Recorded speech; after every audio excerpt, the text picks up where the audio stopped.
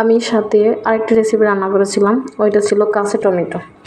আচ্ছা, কাঁচা টমেটো কার কার ফেভারিট একটু আমার ভিডিওতে লাইক কমেন্ট শেয়ার করে অবশ্যই জানাবেন। আপনার একটা শেয়ার একটা কমেন্ট আমাকে অনেক উৎসাহ করে নতুন আরেকটা ভিডিও তৈরি করার জন্য। তাই সবার কাছে অনুরোধ রইল আমার ভিডিওটি অবশ্যই শেয়ার করে দিবেন।